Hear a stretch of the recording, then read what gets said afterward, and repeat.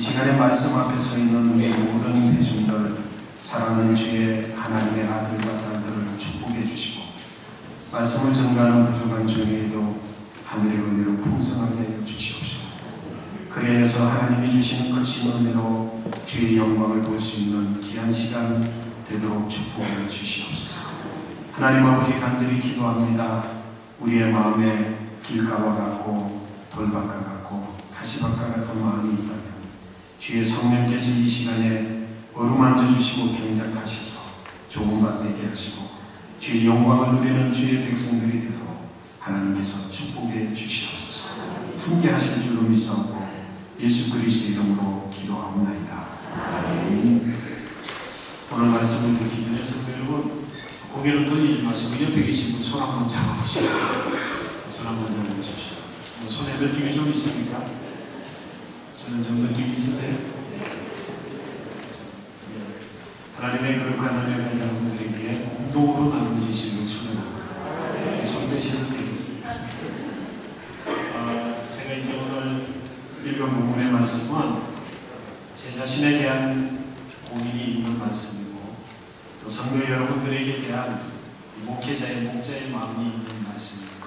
그래서 오늘은 사실은 성도 여러분들에게 드리는 설교이기보다는 제 자신에게 하는 말씀인데, 성도 여러분들도 동일한 마음으로, 저와 같은 마음으로 함께 하실 수 있다고 한다면 하나님께서 성도 여러분들에게도 그 시간에 함께 해주실 줄 믿습니다. 자, 이제 어떤 생각이냐 하면, 목회자의 목회 본질이 뭘까? 목회자의 목회 본질이 뭘까? 저는 이제 이런 질문을 한번 해봤습니다. 성도 여러분들에게도 성도의 본질이 있습니다. 그래서 성도 여러분들에게도 본질이 있지만 목회자에게도 목회 본질이 있다. 오늘 이제 1월 말을 지내면서 스스로를 한번 생각해 보면서 오늘 본문의 말씀을 통해서 제가 은혜를 받습니다. 사도 바울이 지금 현재 감옥에 갇혀 있으면서 오늘 성경에 기록하고 있는 것처럼 골로새 교회에 편지를 하고 있는 내용입니다. 사도 바울이 목회자의 심정을 가지고 목회자의 본질적 마음을 스스로 돌아보면서 지금 쓰고 있는 내용이 바로 이 골로새서 2장의 말씀입니다. 먼저 2장의 말씀을 간략하게 말씀을 드리면, 내가 너희를 위하여서 얼마나 힘을 쓰고 있는지 너희가 알겠느냐. 얼마나 내가 힘을 쓰고 있는지 알겠느냐.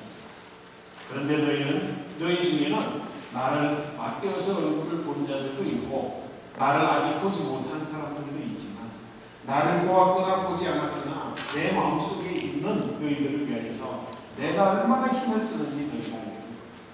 힘쓰는지가 알기를 원하는, 알아달라고 하는 말씀이 아닙니다. 내가 고생하니까 너희들 나 잘 봐라 이렇게 하는 말씀이 아니에요. 정말로 내가 열심히 이 감옥에 있음에도 불구하고 이 감옥 속에 있다는 환경과 상황에 상관하지 않고 내가 본질적인 목양의 심정을 가지고 있음을 내가 알게 됩니다. 다시 말해서 이 목양의 심정은 어떤 상황의 형편에 의해서 없어지거나 줄어들거나 하는 것이 아니라 어떤 상황 가운데서도 줄지도 그리고 없어지지도 않는 이 목양의 심정이 있음을 알아주기 원한다라고 하는 마음으로 오늘 성경은 기록하고 있습니다. 사도 바울의 이런 마음이 무엇이겠는가? 목회자의 본질, 목양의 본질, 그 본질을 결론적인 말씀부터 말씀드리자고 한다면 오늘 이렇게 말씀합니다. 너희로 하여금 하나님의 비밀인 그리스도 예수를 깨닫게 하려 함이니라. 목회의 목적이 뭐냐? 목회의 본질이 뭐냐? 목회를 왜 해야 되고 목회는 무엇을 위해서 해야 되느냐? 라고 했을 때 사도 바울은 단언적으로 한마디로 말합니다. 성도들로 하여금 하나님의 비밀인 그리스도 예수를 깨닫게 하는 것이 목회다. 믿으시기를 바랍니다. 저를 통하여서 제가 목회자라고 한다면, 목자라고 한다면 저뿐만 아니라 구역장도, 구역 강사님들도 마찬가지입니다. 교회학교 교사들도 마찬가지입니다. 가정에서는 가장도 마찬가지입니다. 하나님이 세우신 영적 지도자들 모두가 다 마음으로 시행해서 가슴 깊이 신뢰해야 될 것은 맡겨진 양들이, 맡겨진 성도들이 그리스도 예수를 깨닫게 하는 것. 그거 외에는 없다. 사랑하는 성도 여러분, 목사를 평가할 때 이거 제대로 하는지 이거 못하는지를 가지고 평가하시기 바랍니다. 키가 좀 작은데요. 키가 작아진 게 있잖아요. 별로 잘생기지 못했습니다. 못생겨도 괜찮을 것 같아요. 능력이 별로 없어요. 그래도 괜찮을 것 같습니다. 뭔가 가진 건 없다고요. 배운 것도 모자란다고. 그런 건 그렇게 중요하지 않은 것 같습니다. 제일 중요한 것은 하나님이 세우신 목양자라고 한다면, 하나님이 세우신 영적인 지도자라고 한다면 하나님의 비밀이 그리스도 예수를 깨달아 알게 하는 것으로 그 본질을 삼아야 될 줄 믿습니다. 다시 말해서 성도 여러분들이 인생에 있어서 가장 중요하고 포기하지 말아야 될 것이고 어떤 상황 가운데서도 추구해야 되는 한 가지가 있다고 한다면 그것이 여러분들이 예수 그리스도를 깨닫는 거예요. 사랑하는 성도 여러분, 우리 소망교회 와서 무엇을 얻기를 원하십니까? 여러분들이 이곳에 여기에 있음으로 인하여서 여러분들이 알고자 하는 것이 무엇이며 여러분들이 얻고자 하는 것이 무엇입니까? 그것이 반드시 그리스도 예수를 깨닫는 것인 줄 믿으시길 바랍니다.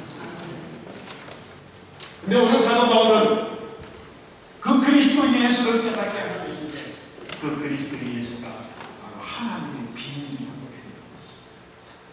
왜 예수 그리스도가 비밀일까? 성도 여러분, 솔직히 우리 말씀 한번 해보시죠. 예수 그리스도가 누구인지 다 아시잖아요. 그죠? 알 만큼 알죠. 내가 그래도 신앙생활 30년, 20년 했는데 아니 내 정도 내 50년, 20년 가지고 말할 거냐. 난 60년, 70년 우리 성도들 가운데 그 정도의 연수를 말씀하신 분들 가 계십니다. 무슨 소리야. 나는 교회에서 그래도 목사인데 아니면 장로 무슨 직분을 가졌는데 그래도 뭐 어디에 회장이기도 한데 내가 예수 그리스도에 대해서 모르는 바가 있단 말이야. 사랑하는 성도, 사도 바울은요 예수 그리스도를 하나님의 비밀이라고 하는 이유가 있는데 에베소서의 말씀에 말하기를 뭐라고 하느냐. 예수 그리스도 그는 하나님의 비밀인데 그 하나님의 비밀을 하나님께서 어느 때부터 창세 전에서부터 시작을 하여서 경륜에 따라서 비밀로 감추어 두었다가 때가 이르죠. 이 세상에 너희들도 하여금 알게 나타내신 분이 예수 그리스도. 그러니 내 인생이 얼마든지 간에 그리고 내가 믿었던 신앙의 열매가 얼마든지 간에 하나님은 어느 때부터 계획하셨다고요? 창세전부터 지금까지 계획하셨다. 천지전 만물을 다 하시는 무수부지하시는 거룩하신 아버지 하나님께서 창세전부터 경륜으로 정하셔서 비밀로 남겨두셨다가 우리에게 보여주신 분이 예수 그리스도이십니다. 감히 내가 아는 것으로 다 안다고요? 내가 지금 알고 있는 것만으로도 충분하다고요? 천만에 닿습니다. 사랑하는 성도 여러분, 우리가 더 깊이 그리스도 예수를 깨달아 아는 은혜가 있게 되시기를 간절히 축원합니다. 그래서 사도 바울은 뭐라고 이야기를 하느냐면 오늘 본문의 말씀에 보니까 그리스도 예수 안에는 지혜와 지식의 모든 보화가 감추어져 있느니라. 여러분, 세상에 모든 것들을 갖고자 해도 지혜와 지식이 없이 가진다고 하면 그것은 오히려 우환이 가고 있습니다. 많이 아는 사람을, 그래서 우환을 갖는 사람은 십자 우환이 가고 있습니다. 내가 많은 물질을 가졌다고 해도 그것이 지혜와 지식에 근본하지 않는다고 한다면 오히려 그것이 나에게 우환거리가 될 것입니다. 내가 아무런 이 세상에서 어떤 지위와 권세를 가졌다고 할지라도 그것이 하나님의 거룩한 지혜와 지식에 근본하지 않는다고 하면 그것으로 인하여 망하게 될 것입니다. 그러나 사랑하는 성도 여러분, 그리스도 예수 안에 감추어져 있는 것이 지혜와 지식의 모든 보화가 그 가운데 다 감추어져 있습니다. 한번 알아볼 만하죠? 그리스도 예수를 알 만큼 더 깊은 지혜, 그리스도 예수를 알 만큼 더 깊은 지식과 그러므로 그로 말미암은 보화가 우리 가운데 그리스도 예수 안에 감추어진 채 우리 앞에 놓여 있습니다. 그 예수 그리스도를 더욱더 깊이 깨닫는 것, 그것이 우리 신앙의 최선의 목표가 되어야 된다는 것, 이것이 바로 사도 바울의 가르침. 사도 바울이 다른 말씀에는 뭐라고 합니까? 너희들이 영적인 눈이 열려지고 너희의 믿음이 온전하여져서 그리고 심지어는 마음의 눈이 밝아져서 하나님 나라에 수도화되어져 있는, 하나님 나라에 진열되어져 있는 하나님의 비밀스러운 보화, 그 보배된 부분들이 너희가 무엇인지 깨닫게 되기를 원한다.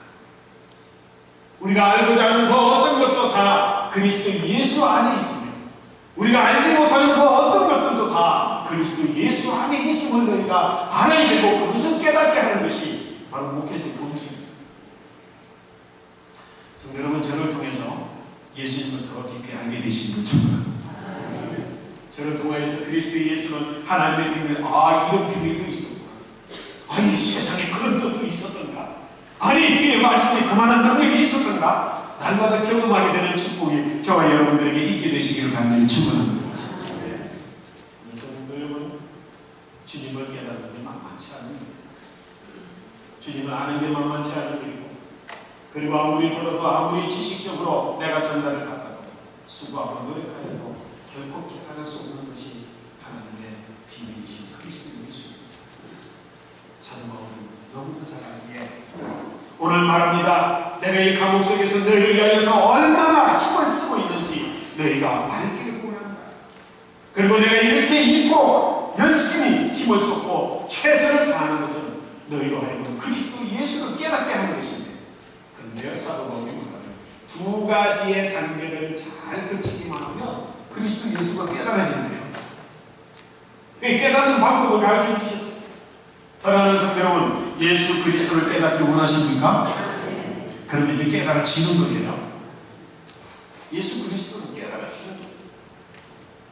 마치 나무의 열매가 저절로 과실을 맺어지는 것처럼 깨달아지는 거예요. 사랑하는 성도 여러분, 무엇이 두 가지의 단계를 잘 넘어서기만 하면 그냥 깨달아지는 거예요. 제가 이 영어 공부를 참 지금도 못합니다. 지금도 못하는데 영어 공부를 한번 해보려고 얼마나 해봤으면 정말 안 돼요. 근데 어느 한순간에요, 지금 잘 모르고 어느 한순간에 그동안 몇 개 있던 게 탁 하고 열리는데 지평이 이렇게 쫙 열리는 것이 그 순간이 있더라고요. 그래서 제가 깨달은 게 뭡니까? 그냥 불이 붙더라고요. 그냥 불이 붙는 게 아니에요. 발화점이 있는 거예요. 발화점이 되면 자연적으로 불이 일어나요. 물을 끓여도요, 99.9도에서는 절대로 안 끓여져요.